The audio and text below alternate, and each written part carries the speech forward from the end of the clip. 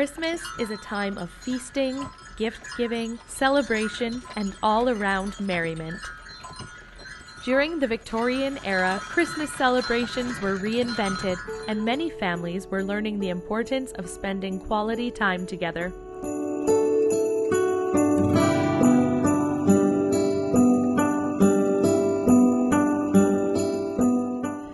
The German tradition of the Christmas tree became popularized in 1848 when a sketch of the royal family standing around their own tree was published.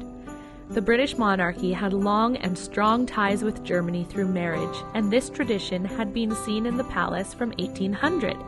But it was in 1848 that the rest of the homes in England began to bring their own cut evergreens inside. They would decorate these trees with fruits, nuts, candles, and paper ornaments. Here are some ornaments from our archives. They are normally on display for the holidays at the museum in the Wassa Hotel.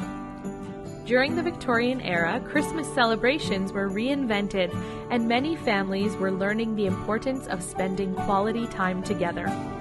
People were also being convinced that the old ways of rambunctious Christmas celebrations were a thing of the past. Charles Dickens' famous Christmas story, The Christmas Carol, was written during this time, and it was used to convince people that Christmas was a time to spend with family and not to be working. Gifts were traditionally given on New Year's Eve, but as Christmas became more popular, people started trading them at Christmas instead.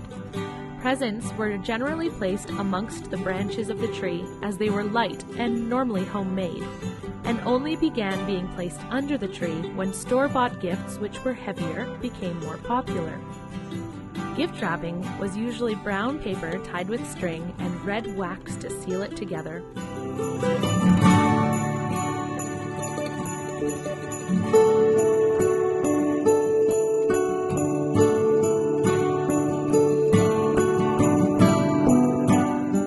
Christmas in Canada incorporated many cultures into its celebrations, including British, German, French, Dutch, and Ukrainian, which created a holiday culture all of its own.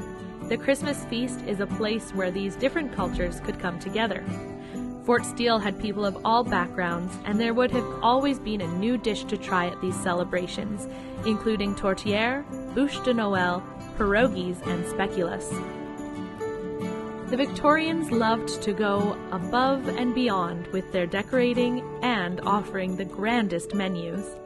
The typical British feast was slightly different than what we are making here today. Raw oysters and turtle soup were common first-course foods, and oysters were included on almost every Christmas menu, including the stuffing and the soup, but most were served raw.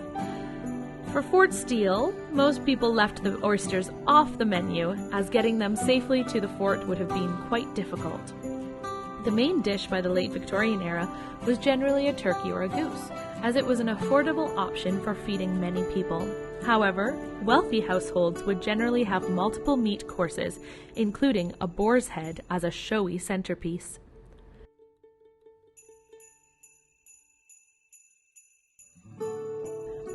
Most people would have gone a simpler route when preparing their Christmas dinner and use many items from their own backyards.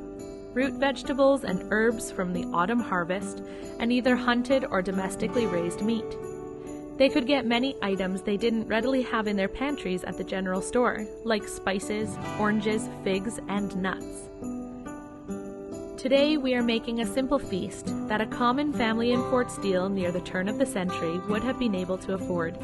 Our menu consists of roasted chicken, roasted carrots, mashed potatoes, and buns with fresh butter.